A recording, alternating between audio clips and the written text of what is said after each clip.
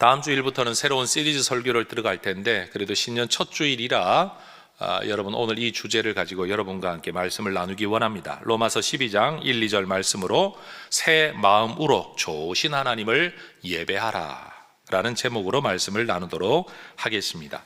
20세기 복음주의 지성의 대표라 불리는 프란시스 셰퍼라는 박사님이 있습니다. 그분이 쓴 책 가운데 그러면 우리는 어떻게 살 것인가 라는 제목의 책이 있습니다. 서구 문명의 흐름 속에서 현대 사회의 문제점을 지적합니다. 서구 문명이 다 성공한 게 아니라 다 실패했던 문명이라는 자각을 서구인으로서 내리고 있습니다.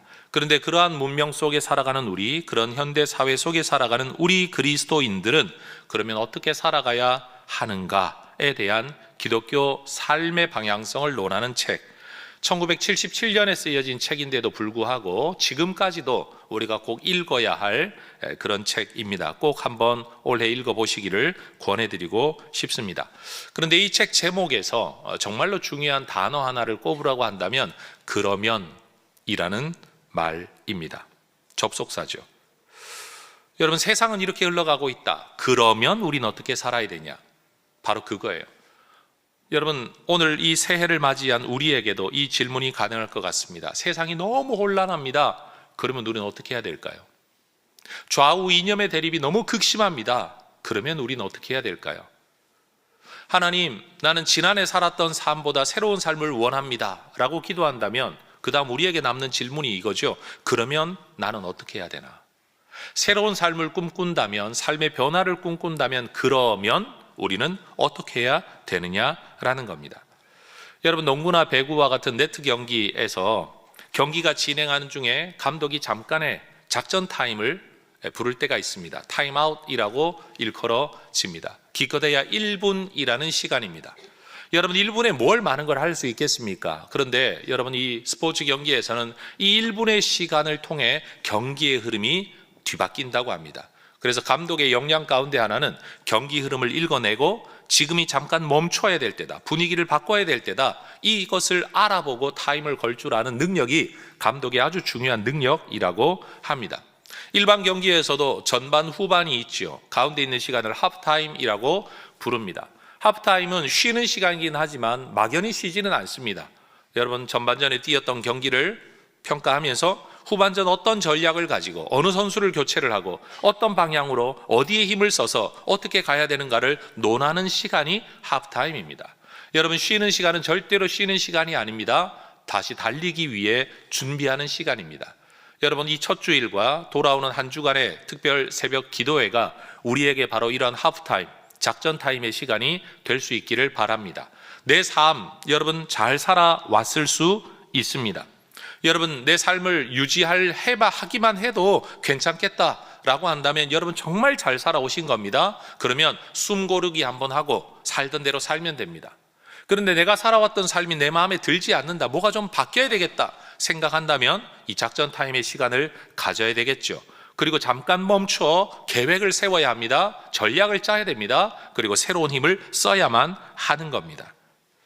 여러분, 혹시나 우리의 인생이 바뀌어야 된다라고 해서 의기소침할 필요는 없습니다. 모든 사람이 항상 잘하지는 않기 때문입니다.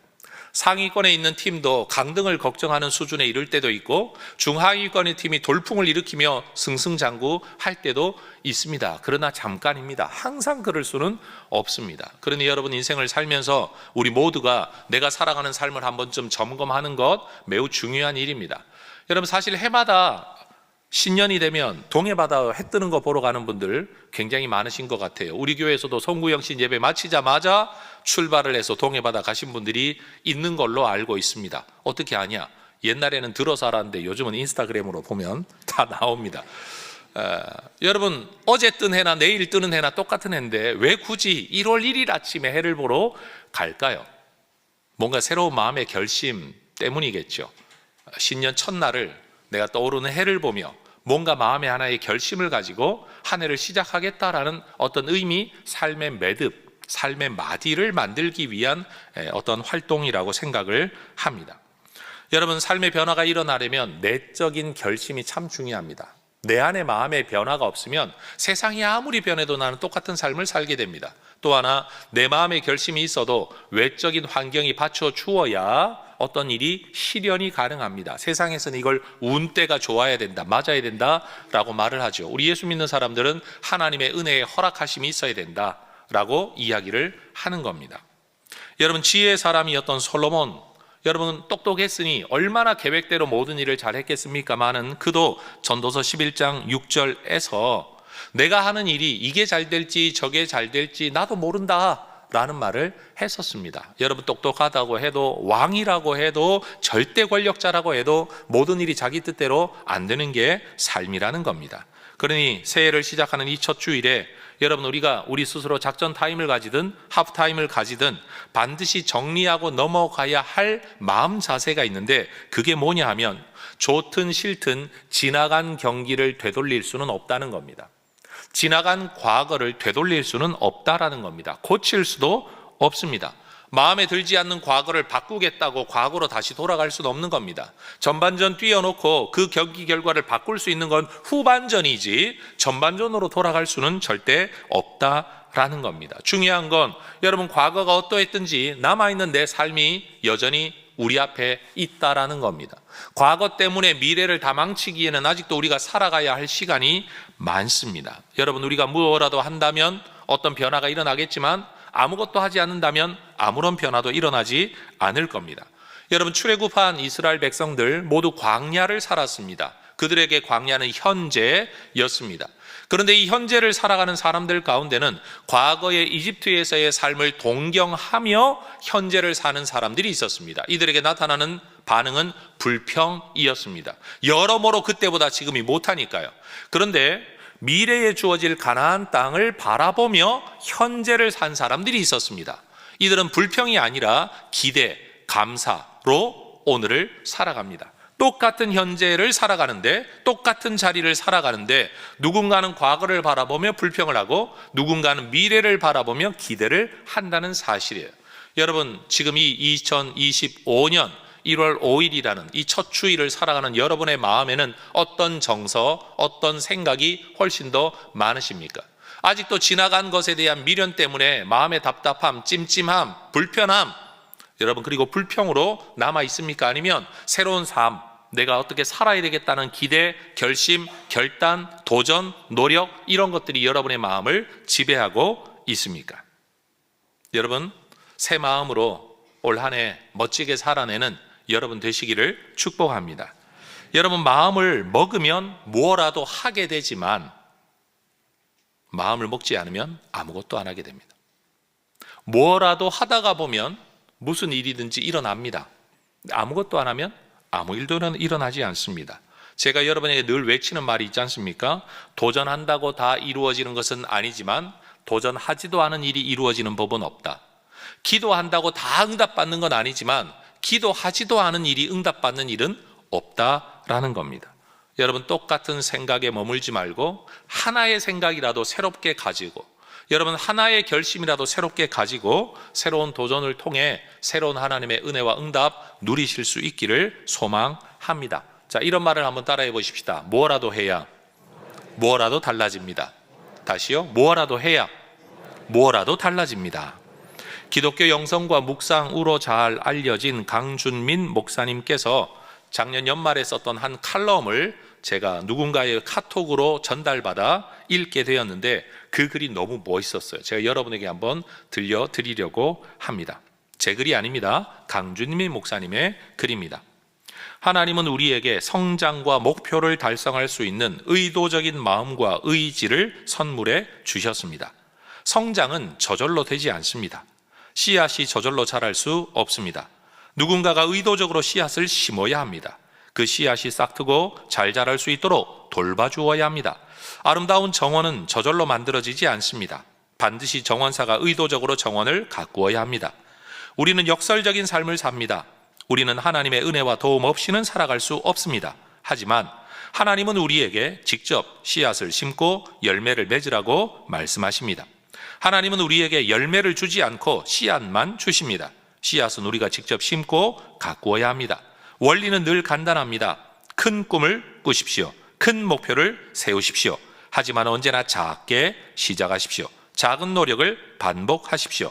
로버트 콜리어는 성공은 날마다 반복되는 작은 노력의 총합이다 라고 말했습니다.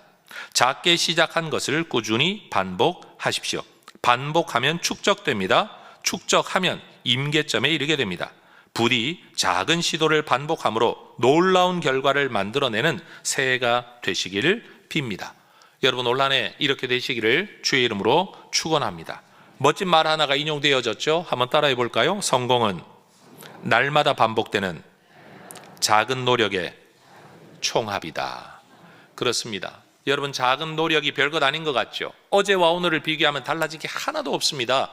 그런데 그걸 1년을 지속하면 분명히 시작할 때와 끝날 때는 완전히 다른 모습으로 남아있을 줄로 압니다. 우리 옆에 분 한번 축복하십시다. 다이어트에 성공하시길 바랍니다. 네. 또 한번 성경 읽기에 성공하시기 바랍니다. 또 한번요 신앙생활에 성공하시길 바랍니다. 여러분 예배 한번 드린다고 당장 인생이 달라지진 않습니다. 그런데 여러분 그 예배를 드리는 삶을 지속하는 사람은 예배 드리지 않는 사람과는 다른 가치관을 따라 살아갑니다. 뭔가 삶의 방향성이 분명히 달라요. 세상을 바라보는 관점이 달라요. 마음가짐이 다른 거예요. 여러분 똑같은 세상을 살지만 여러분 운동을 하는 사람과 하지 않는 사람의 하루하루는 다릅니다. 책을 읽는 사람과 읽지 않는 사람이 달라요. 누군가에게 뭔가를 나누는 사람과 나누지 않는 사람, 늘 부족하다고 여기는 사람과 작은 것이라도 나누는 사람의 삶은 분명히 다릅니다. 하루는 똑같을지 모릅니다. 그러나 이게 1년이 되고 10년이 되면 인생이 다른 겁니다. 여러분 작은 다름에서 큰 다름이 나타나게 되는 겁니다. 올 한 해가 얼마나 우리에게 힘겨울지 아니면 얼마나 복될지 보람될지 우리는 알지 못합니다. 솔로몬이 말한 것처럼 이 일이 잘 될지 저 일이 잘 될지 둘 다 잘 될지 아니면 둘 다 안 될지 우리는 장담하지 못합니다. 그러나 우리가 할 수 있는 건 뭡니까? 솔로몬이 말했던 것처럼 둘 다 힘쓰는 겁니다. 해야 될 일 하는 겁니다. 해야 될 일 하는 겁니다. 하라고 하지 않더라도 해야 될 일은 감당하는 겁니다. 여러분 그 삶 속에서 은혜가 주어진다라는 겁니다. 여러분 작심이라는 단어가 있지 않습니까? 작심, 지을 작자 아닙니까? 마음을 짓는다. 뭘 짓는다는 거예요? 마음의 매듭을 짓는다는 겁니다. 내 마음에 결심을 한다라는 거예요. 흘러가는 대로 마음을 두는 게 아니라 마음을 다 잡는다는 거죠. 어떻게 하겠다는 거죠. 상황 따라 두고 봐야지, 시간 따라 두고 봐야지, 일이 어떻게 될지 누가 알아? 라고 마음을 풀어놓게 되면 여러분 마음은 흘러가는 대로 갑니다. 그런데 마음을 작심하게 되면 상황이 어떻게 되더라도 나는 이걸 하겠다라고 하게 되면 결국 그 일을 하게 되는 겁니다. 할 수 있을지 없을지 모른다고 말하는 사람은 못하지만 하겠다고 마음먹은 사람은 하게 된다라는 겁니다. 여러분 갈라디아서 말씀, 여러분 제가 내 묘비에 적으라고 늘 말하지 않습니까? 세상에 공짜 없다, 심은 대로 거둔다. 이거 하나님의 법칙입니다. 성경을 마음에 심으면 성경적 사고를 하게 되고 여러분 세상에 드라마를 많이 심으면 드라마적 사고를 하게 되는 겁니다. 그래서 교회 다니는 권사님들조차도 성경은 가끔 듣고 드라마는 맨날 보니까, 특별히 드라마는 주말 드라마도 아니에요. 거의 매일 아침에 드라마를 보니까 여러분 교회를 다니면서도 애들이 결혼하기 전에 애를 가졌으면 혼수를 미리 마련해 왔어요, 이따위 소리를 하는 거예요. 아니 그게 어떻게 예수 믿는 사람 입에서 나올 말입니까? 그건 혼수가 아닙니다. 여러분 그러면서 사는 사고방식이나 모든 가치는 전부 다 세상적인 사고방식으로 살아가는데 교회의 직분만 가지고 있을 뿐이에요. 일주일에 한 번 듣는 설교하고 일주일에 매일 보는 드라마하고 무슨 영향을 받겠냐는 거예요. 여러분 일주일에 목사 설교 한 번 듣는 거하고 여러분이 매일 휴대폰 들여다보고 있는 것하고 이게 무슨 영향을 여러분이 받게 되겠냐라는 거예요. 여러분 흘러 떠내려가는 대로 보다가 보면 이게 여러분을 만듭니다. 보는 게 여러분을 만들게 되는 거예요. 여러분 봐야 할 걸 결정해서 보시기를 축복합니다. 여러분 정말로 봐야 될 걸 봐야 됩니다. 정치 이야기도요, 여러분 믿을 만한 사람, 들을 만한 사람, 식견 있는 사람, 경험 있는 사람, 자기 신념이 좌이든 우이든 하나를 가질 수는 있지만 그래도 객관적인 사람들, 들을 만한 사람 이야기를 들어야 합리적인 관점을 가지게 되지, 듣도 보도 못한 이상한 사람들이 유튜버랍시고 많은 사람들이 그 사람 이야기를 듣는다고 듣다가 보면 여러분도 모르는 사이에 그 사람의 성향이 여러분의 정치 성향이 되고 여러분의 삶의 가치가 되는 거예요. 뭘 믿고 여러분의 인생을 그런 사람들에게 맡기겠냐라는 거예요.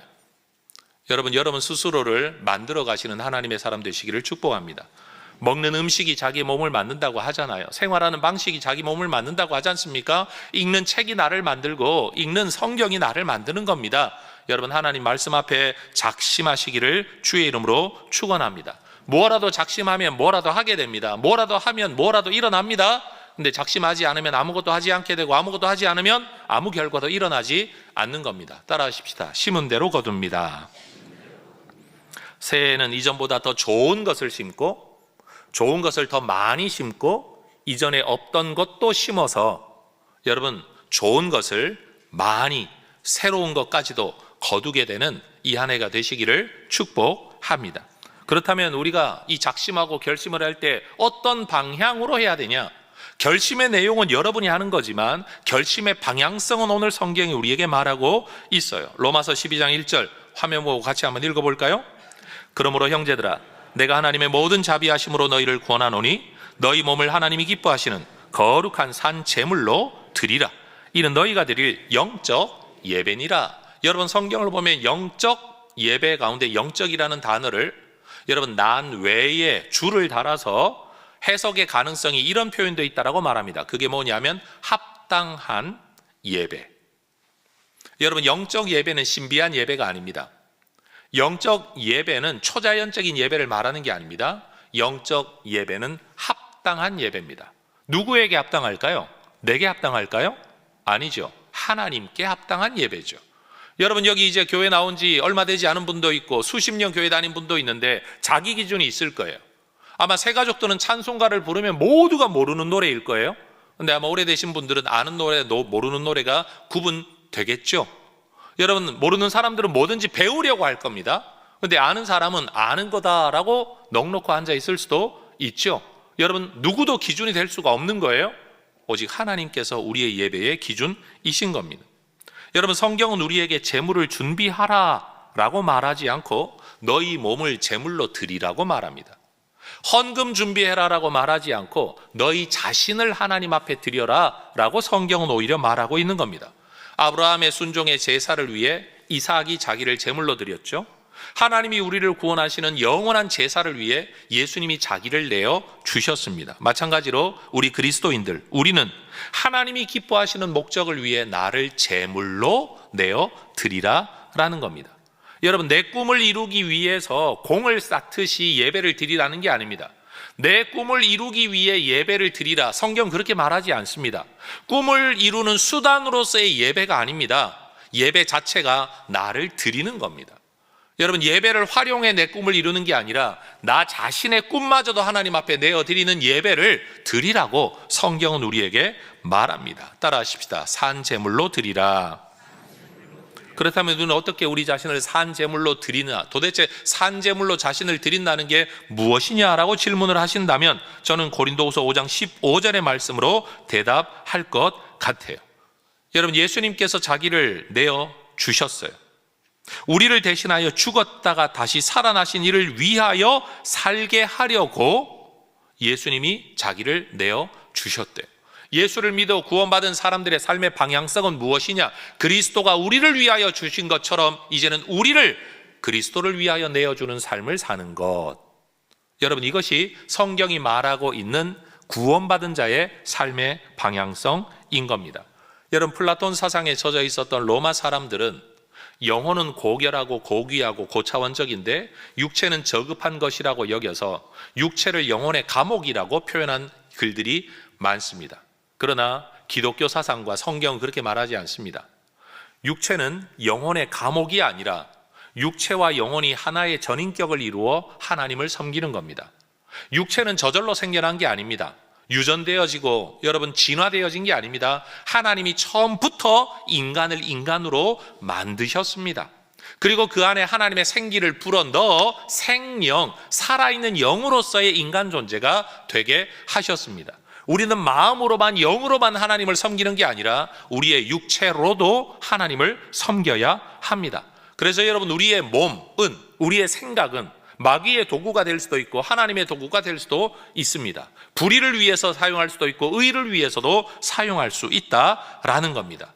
여러분, 어떤 사람들이 이런 말을 하죠. 마음만 있으면 돼.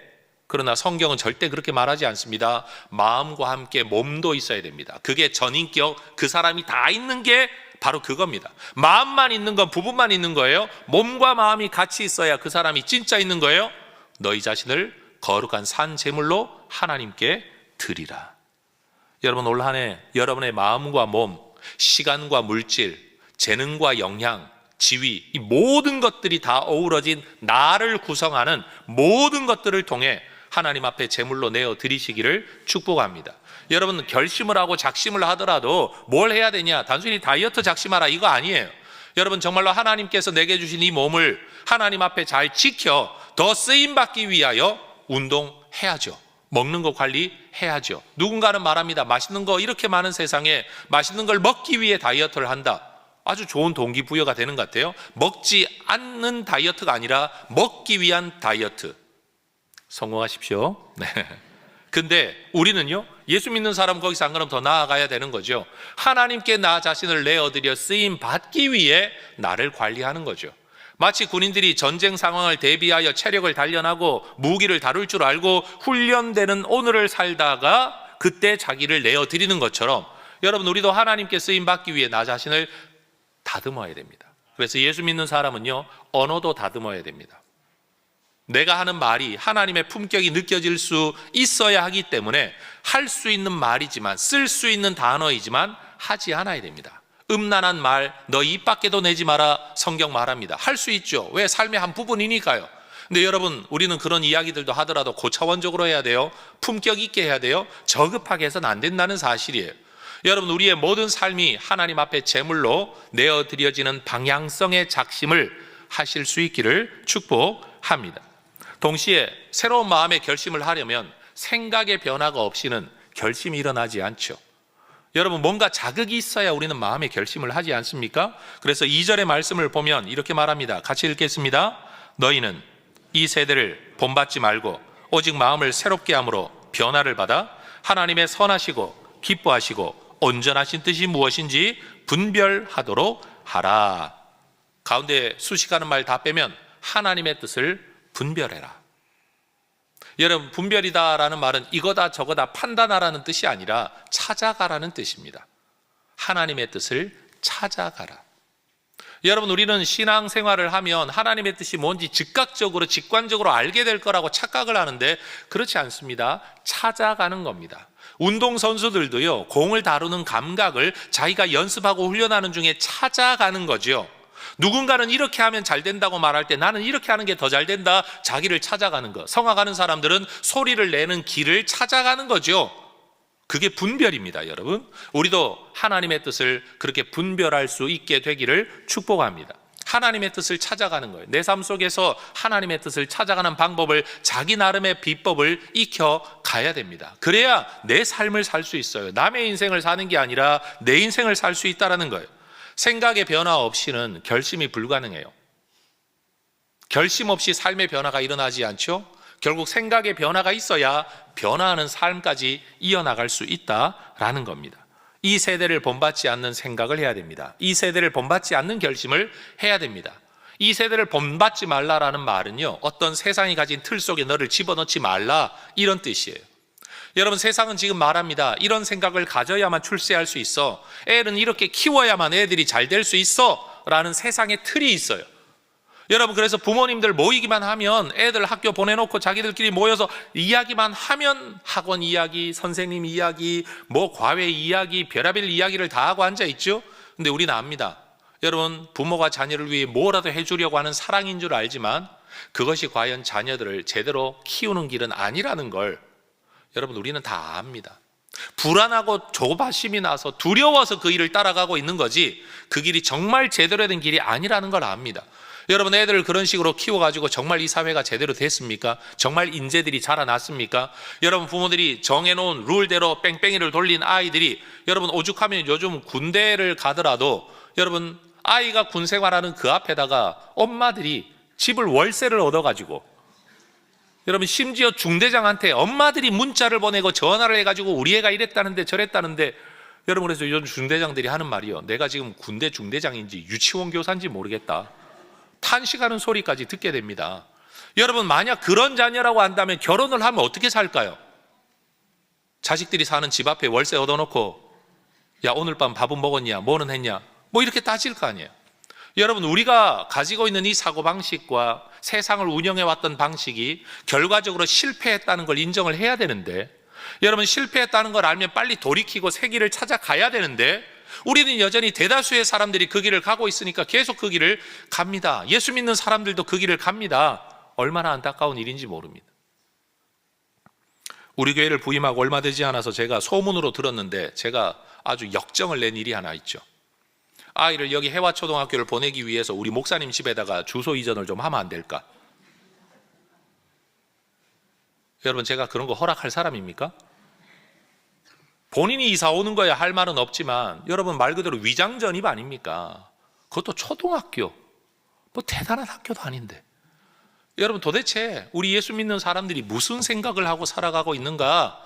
저는 정말 탄식하면서 설교하고 싶어요. 여러분, 우리의 생각이 하나님의 뜻을 분별하고 이 세대를 본받지 않는 삶의 결심이 있어지기를 축복합니다. 내 길을 갈 수 있으려는 마음의 결심이 필요합니다. 모두가 가려고 하는 길에 서서 내가 원하는 길을 선택할 줄 아는 힘이 있는 우리의 자녀들로 길러내어야 합니다. 여러분이 그렇게 살지 않는데 우리 아이들이 어떻게 그렇게 자라날 수 있겠습니까? 여러분, 마음을 새롭게 해야 합니다. 마음 고쳐 먹어야 합니다. 그래야 변화가 일어나는 겁니다. 그러니 오늘 본문 속에 우리에게 원하는 새로운 작심과 결심의 방향성 3개가 아주 분명합니다. 첫 번째, 하나님이 기뻐하시는 방향성 안에 있어야 됩니다. 여러분, 성경이 오늘 말하는 건 하나님이 기뻐하시는 이라는 이 표현, 기뻐하시고 온전하신 뜻이라고 말할 때 기뻐하시는 이라는 말은 영어로는 accept, able, acceptable, 받아들일 만한이라는 뜻입니다. 여러분, 내가 가지는 결심과 작심이 하나님이 기쁘게 받아들이실 만한 것이 될 수 있기를 소망합니다. 여러분, 우리의 삶의 방향성이에요. 이거 해라 저거 해라가 아니라 방향성이에요. 우리의 태도가 하나님 앞에 올바라야 되지 않겠습니까? 여러분, 드리는 사람이 기준이 아니라 받는 사람이 기준이 되는, 선물도 그렇게 해야 되는 것 아닙니까? 물론 수준은 내 수준에 맞춰야 되지만, 여러분, 받는 사람이 기뻐할 만한 선물을 고르는 게 마땅한 태도이듯이, 우리가 하나님을 섬긴다고 한다면 내가 섬기니까 그냥 받으세요, 이건 아니잖아요. 여러분, 우리 하나님이 기쁘게 받으실 만한 방법으로 섬겨야 될 것 아닙니까? 신앙인의 기본 전제입니다. 내 마음에 드느냐를 생각하기 이전에 하나님이 기쁘게 받으실 만하냐, 이걸 먼저 생각해야 되는 겁니다. 그리고 두 번째 조건, 거룩해야 돼요. 거룩하다라는 성경 단어의 의미는 구별되었다라는 뜻입니다. 여러분, 구별되었다라는 것은 목적이 분명하다, 목적이 뒤섞이지 않았다는 뜻이에요. 제가 여러분에게 그 말씀을 드리는데 어떤 성도들은 그렇게 말해요. 내가 11조를 선교 목적을 위해 작은 교회로 보내면 더 의미 있게 쓰이지 않을까라고 이야기하죠. 그런데 이 사람은 11조와 선교 헌금을 짬뽕시킨 겁니다. 이해가 되세요, 여러분? 하나를 드리는 11조를 선교 목적으로 쓰면서 2가지 헌금을 했다라고 자기 스스로 착각하는 거예요. 여러분, 11조는 11조이고요, 선교는 선교 헌금입니다. 목적이 달라요. 1타 2피 하려고 하시면 안 돼요. 예. 여러분, 우리 하나님께서 우리한테 분명히 원하시는 게 있어요. 10계명의 제1계명이 뭡니까? 하나님은 유일하신 하나님이다. 나 외에 다른 신을 너에게 있게 하지 마라. 우리 하나님의 하나님 되심은 독자적이고 거룩하시고 구별되십니다. 이 구별되심에서 나오는, 저절로 나오는 성격이 배타성이라는 단어입니다. 배타성은 내가 의도적으로 너는 아니야 라고 말하는 걸 말하는 게 아닙니다. 여러분, 진실하고 진짜이다라는 겁니다. 진짜가 존재하는 건 나머지는 다 가짜라는 뜻 아닙니까? 제 말이 지금 동의가 안 되시나요, 여러분? 진품이라고 하면 나머지는 다 가짜라는 뜻이고요, 진짜 입장에서는 나머지는 다 가짜라고 말을 할 수밖에 없기 때문에 배타적인 성격이 저절로 일어나게 되는 겁니다. 윤리에서도 마찬가지입니다. 부부간의 거룩함을 유지하는 방법이 뭡니까? 부부 안의 거룩함을 유지하는 방법은 부부만이 공유하는 것, 성관계를 말하죠. 우리가 이걸 일컬어 부부 관계라고 말합니다. 부부 안에서만 허용되는 관계이기 때문에 부부 관계라고 말하는 그 섹스를 다른 사람과 공유하지 않는 것, 이게 거룩함입니다. 그렇기 때문에 부부의 성관계는 배타적입니다. 동의가 되시죠? 철학에서도 똑같은 이야기가 나옵니다. 여러분, 모든 윤리, 규범, 이론은 배타성과 강제성을 가진다라고 철학자들이 이야기를 합니다. 왜요? 윤리가 규범이 되려면 규범이라고 말하는 그 순간 모두가 따라야 되기 때문에 강제적이에요. 다른 길이 없기 때문에 배타적이라는 뜻이에요. 여러분, 그러니까 배타성이라는 단어를 굳이 나쁜 뜻, 남을 따돌림 이런 의미로 생각하면 안 돼요. 그건 사회적인 의미이고 학문적 언어, 여러분 정확한 언어적인 의미에서의 그 단어의 의미는 진짜 그것이 진짜다, 유일하다, 바로 이런 의미를 담고 있다는 거죠. 둘 다 할 수 없다라는 거예요. 하나만 해야 된다는 거예요. 여러분, 우리 하나님 섬기는 일은 어쩔 수 없습니다. 배타적입니다. 사실 정치하는 분들도 그러지 않습니까? 내가 어느 정당에 속하면 이 정당 입장을 따라야 되기 때문에 다른 정당 입장을 따를 수 없기 때문에 저절로 배타적이 되는 겁니다. 남이 싫고 나 미워서 그런 게 아니라 내 입장이 하나여야 되기 때문에 어쩔 수 없이 생겨나는 입장입니다. 여러분, 우리가 우리 하나님을 섬길 때 올 한 해 여러분이 무슨 결심을 하고 무슨 작심을 하든지 간에 여러분, 하나를 하면서 두 개, 세 개를 하리라 안 됩니다. 그 하나만을 위해서 목적을 세울 때 실현 가능성이 가장 높아집니다. 여러분, 우리 하나님이 받으실 만한 분명한 삶의 목표를 여러분 세우시길 바랍니다. 하나님도 좋고 세상도 좋고 나도 좋고 너도 좋고 뭐 이런 거 말고요, 정말 하나님만을 위해 내 삶의 변화를 꿈꾸며 뭔가를 결심할 수 있기를 바랍니다. 여러분, 삶에 집중이 필요해요. 집중. 늘 말씀드리지만 반드시 해야 할 일의 적은 하지 말아야 할 일이 아닙니다. 반드시 해야 할 일을 가로막는 건 하지 말아야 할 일이 아니라 더 하면 좋을 일, 그거 하다가 꼭 해야 될 일 못하는 겁니다. 다시 말합니다. 반드시 해야 할 일을 가로막는 적은 하지 말아야 할 일이 아니라 이것도 하면 좋겠네 하는 일 때문에 꼭 해야 될 일 못하는 겁니다. 여러분, 올 한 해 더 하면 좋겠다 생각하고 이것저것 늘어놓지 말고 꼭 해야 될 목표를 세워 믿음 안에 성장하는 여러분 되시기를 축복합니다. 그래서 여러분, 주일 예배를 드릴 때도 예배 안에 이것도 있으면 좋겠고 저것도 있으면 좋겠고 갖다 더 씌우기 시작하면 예배가 안 되는 겁니다. 예배는 오로지 우리 하나님을 경배하기 위한 목적만을 위해 여러분 우리가 이 예배를 드리고 있다는 사실, 여기에 다른 거 뒤섞으면 절대 안 됩니다. 여러분, 그래서 주일 예배 하나님 앞에 드리는 이 시간, 하나님 앞에 경배하겠다는 이 하나의 목적만을 위해 나와야지 다른 목적 가지고 있으면 예배에서 이미 탈락되는 겁니다. 예배가 손상을 입은 겁니다. 혼합된 겁니다. 뒤섞여버린 겁니다. 거룩함을 잃어버리게 된 겁니다. 그리고 더 나아가 세 번째 방향성, 이 모든 것들 위에 산 제물의 삶을 살아야 된다라는 겁니다. 다시 말합니다. 하나님은 우리에게 제사 드리라 라고 말하지 않고 제물이 되라고 이야기하십니다. 제사 드리는 건 쉽습니다. 예배 참석만 하면 되잖아요. 그런데 제물이 되라는 건 훨씬 더 고차원적입니다. 예배 참석하는 것만 가지고는 안 되는 거예요. 나를 하나님께 내어 바쳐야 돼요. 여러분, 우리는 세상에 대하여 살아있는 자이냐 죽어있는 자이냐, 바울이 그런 표현을 했죠. 나는 세상에 대하여는 죽었고 하나님께 대하여는 살아있다. 그런데 어떻게 여러분, 세상을 살아가고 있는데 어떻게 세상에 대하여 죽었다고 말할 수 있을까요? 쉽게 말하면 세상에 대해 민감하지 않다라는 겁니다. 세상에 있는 것이 나를 크게 요동치게 움직이지 못한다라는 겁니다. 히브리서 11장 38절에 나오는 세상이 감당치 못할 자라는 표현도 똑같은 표현입니다. 세상이 감당치 못할 자는 누가 세상이 감당치 못할 자이냐? 세상에 있는 것으로 그 사람의 중심을 움직일 수 없는 사람이 세상이 감당치 못할 사람입니다. 돈 좀 가지고 움직이려고 하면 움직이는 사람, 세상이 감당할 수 있는 사람이죠. 명예 한 자리 주면 얼마든지 신념이고 뭐고 뒤집어 놓을 수 있는 사람, 세상이 감당할 수 있는 사람이죠. 세상이 감당할 수 없는 사람 뭐냐? 세상이 가지고 있는 무엇으로도 그의 신념과 중심을 움직이려고 해도 움직이지 못했던 사람들, 그게 바로 히브리서 11장에 기록되어 있는 믿음의 사람들의 이야기인 거예요. 여러분, 세상에 놀아나는 사람 되지 말고 오직 하나님과 하나님의 말씀, 성령이 여러분을 움직이는 믿음의 사람 되시기를 축복합니다. 여러분, 세상에 민감하기보단 하나님께 민감해야죠. 세상 때문에 이렇게 저렇게 쏠리기보단 하나님 때문에 이쪽 저쪽으로 움직여야 되지 않겠습니까?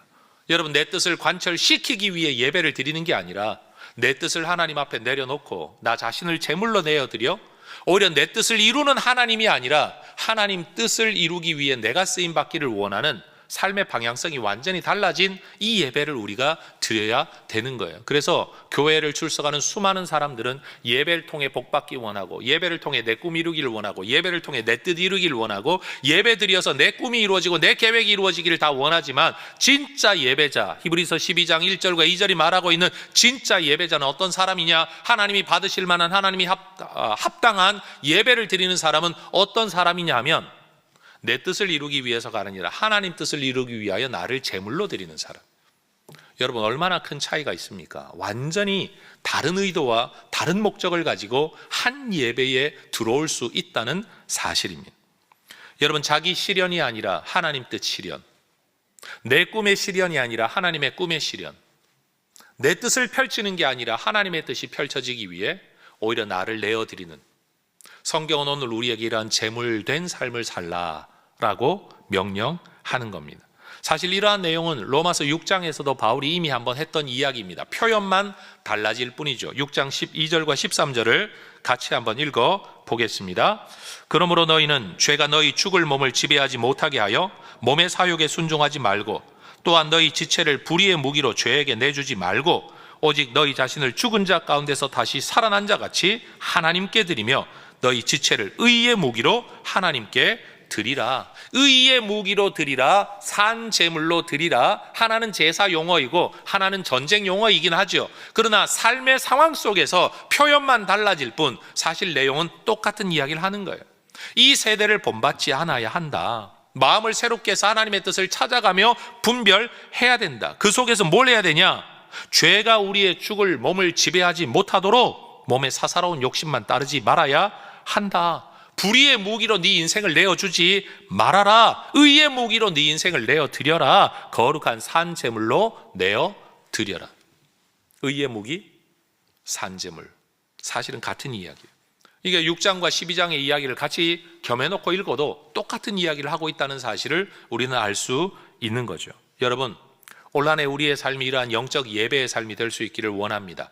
회중 예배를 참석할 때도 이 방향으로 예배를 드려야 되고, 일생을 살아갈 때도 이런 방향성의 삶을 살아가는 것, 이게 하나님께서 원하시는 영적 예배, 다시 말해 합당한 예배, 그리스도인의 삶이 된다는 거죠. 말씀을 맺겠습니다. 여러분, 올 한 해 하나님의 뜻을 분별해 가시면서 마음을 새롭게 결심하고, 여러분, 제가 비결을 하나 가르쳐 드릴게요. 목사님, 저는 무슨 결심을 해도 작심삼일이에요. 그런 분들에게 줄 수 있는 비결, 작심삼일을 3일마다 하시면 돼요. 네. 3일마다 하는 게 너무 급하면요, 매 주일 예배 때마다 결심하시면 돼요. 그런데 머리로 해놓으면 잊어버리니까 글로 쓰세요. 성경책 안에 신년 기도 카드 여러분 다 드렸죠? 그 기도 카드에다가 올 한 해 내 삶의 방향성은 이거다, 내 결심은 이거다. 매주일마다 그걸 보면서, 예배 전후에 그거 보면서, 그래, 난 이 방향으로 갈 거야, 이 방향으로 갈 거야, 이 방향으로 갈 거야. 상황이 막 달라지고 있는데도 상황 달라진 것 때문에 생각 바꾸지 말고 난 이 방향으로 갈 거야, 이 방향으로 갈 거야. 여러분, 그렇게 말 그대로 초지일관된 하나의 방향성 따라 살면 올 연말쯤 되면 우리는 분명 이전에 없었던 어떤 열매를, 결과를 얻게 될 줄로 믿습니다. 여러분, 계획을 세우지 않으면, 도전하지 않고, 도전하지 않으면 아무것도 이루어지지 않습니다. 2023년 말 제가 이런 생각을 했어요. 세상 너무 좋아졌다. 옛날에는 설교를 듣고 나면 잊어버렸고, 아니면 그걸 테이프로 녹음을 하든지 해가지고 어떻게 다시 들을 수 있었는데, 요즘은 컴퓨터 한 대만 있으면 정명호 목사 무슨 설교 이렇게만 검색하면 옛날 들었던 설교가 나오잖아요. 물론 2011년 이후 거만 나옵니다. 그 이전엔 영상을 녹화한 적이 없기 때문에.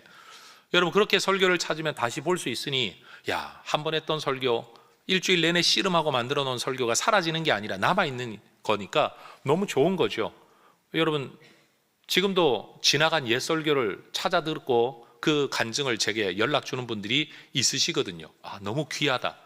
그런데 이걸 누군가가 책으로, 말로가 아니라 글로 읽으면서 생각하면서 있으면 얼마나 좋을까 생각을 했는데 마음에 부담이 오는 거예요. 지금 하고 있는 일만 해도 얼마나 많은데 내가 언제 또 글을 쓰란 말이냐. 설교 원고 있잖아요 하는데, 여러분, 말하기 위해 쓰여진 원고하고 글로 내기 위한 원고하고는 완전히 차원이 다릅니다. 완전히 새로 써야 됩니다. 여러분, 그러니까 이 중요한 일을 내가 해야 되나 말아야 되나 고민하다가 결심했습니다. 성도들한테 이거라도 선물로 쥐어줘야지. 그것도 제가 큰 결심을 했어요. 한 권이 아니라 5권. 그래서 여러분, 2024년 4월부터 시작해가지고 작년 12월 25일 5번째 책을 발간을 했죠. 꿈이 이루어진 거죠. 목표가 이루어진 거죠. 과거로 돌아가 만약 그때 내가 결심을 하지 않았다면 여러분, 책이 나왔을까요? 대답 좀 해주시면 설교에 도움이 됩니다. 여러분, 결심을 하지 않았다면 이런 결과가 나왔을까요? 없었겠죠. 누가 저한테 하라고 시킨 것도 아니에요. 근데 여러분, 결국 목표를 세우다 보니까 마음의 조급함이 느껴지고 스트레스와 부담은 되지만 하다가 보니까 결과와 열매는 생겼어요. 여러분, 올 한 해 여러분이 마음을 먹으면, 그리고 그 꿈을 꾸고 노력을 하면 뭐라도 될 겁니다. 근데 여러분이 마음 먹지 않잖아요. 아무도 여러분을 어떻게 할 수가 없습니다. 따라하십시다. 뭐라도 해야 뭐라도 일어납니다. 네. 그 뭐라도가 뭔지는 저는 모르겠어요. 그러나 여러분, 뭐라도 하나님이 기뻐하실 만한 이 3가지 방향성 안에서 새로운 결심을 통해 한 해가 지났을 때 내 인격이 좀 더 성장하고 내 신앙도 좀 더 성장하고 여러분, 베푸는 오지랖도 좀 더 넓어지고 내 기도의 폭도 좀 더 넓어지고 내가 바라보는 안목도 좀 더 넓어지는 여러분, 그런 일들이 있으면 좋겠습니다. 그래서 신앙생활 오래 한 분들에게서 여러분, 속 좁아지는 걸 느끼는 게 아니라, 야, 정말 크다, 넓다, 깊다, 이런 것들을 느낄 수 있는 어른들로 우리도 그렇게 살아갈 수 있으면 얼마나 좋겠습니까? 여러분, 특별히 이번 신년 기도에 내가 정해놓은 기도 제목을 가지고 기도한다, 이렇게 생각하면 잘못된 거예요. 여러분, 어떤 사람과 대화를 하는데 내 입장 정해놓고 자기 입장 정해놓고 대화를 하면 대화를 됩니까, 안 됩니까? 입장 변경의 가능성 전혀 없이 내 것만 말하려고 만난 두 사람이 대화가 되나요, 안 되나요? 대화가 안 돼요. 우리는 기도할 때 때때로 내가 정해놓은 걸 하나님 앞에 가지고 와서 하나님한테 굴복시켜 하나님이 반드시 이 대답을 들어줄 것, 이걸 기도라고 생각을 하는데, 기도는 그런 게 아닙니다. 여러분, 기도는 하나님 앞에 나와 말하는 겁니다. 우리는 때때로 경험해요. 생각이 정리되지 않았는데 누구와 말하다가 정리가 될 때가 있죠. 그런 것처럼 기도도 그래요. 하나님, 그 인간 때문에 마음 상해 죽겠어요. 그 인간 하나님 뭐 하십니까? 안 데려가시고 뭐 이러면서라도 기도를 하다가 보면 그 하나님과 주고받는 대화 끝에 그래도 하나님, 내가 사랑해야 되겠죠? 그래요. 뭐 어떡합니까? 그 인간밖에 없는데. 여러분, 이렇게 결론이 맺어지는 거예요. 이게 대화예요. 그게 기도라고요. 그렇기 때문에 기도를 통해 내 마음에 결심이 생겨나는 거죠. 이번 신년 기도회 때도 내가 정해놓은 답을 가지고 와서 하나님을 굴복시키겠다, 이런 기도 말고, 하나님, 올 한 해 내가 어떻게 살아야 될까요? 우리 애들은 어떻게 키워야 될까요? 하나님, 나 직장을 어떻게 해야 될까요? 사업은 어떻게 해야 될까요? 내가 할 수 있는 생각, 가능성 있는 말을 다 주절주절 하나님 앞에 늘어놓다가 보면 성령 하나님께서 음성으로 들려주진 않으시더라도 내 생각이 정리되게 하시고 목표가 모여지게 하시고 방향성이 보여지게 하셔서 여러분, 이 기도를 통해 마음의 결심이 일어나게 될 줄로 믿습니다. 결심하고 기도하러 오라고 제가 지금 말하는 게 아닙니다. 결심을 하기 위해 기도의 시간을 거쳐야 된다. 그래야 하나님이 나와 함께 대화하면서 만들어진 목표이기 때문에, 기도를 통해 만들어진 목표이기 때문에 이건 나의 목표만이 아니라 하나님의 목표이기도 하고 하나님의 도우심도 기대할 수가 있는 거죠. 이번 신년 여러분 모두 함께해서 기도 가운데 삶의 새로운 결심을 가지고 우리 하나님 앞에 도전하면서 한 해 멋지게 살아내는, 흔들리지 않는 방향성이 분명한 삶을 살아내실 수 있기를 주의 이름으로 축원합니다. 기도하겠습니다.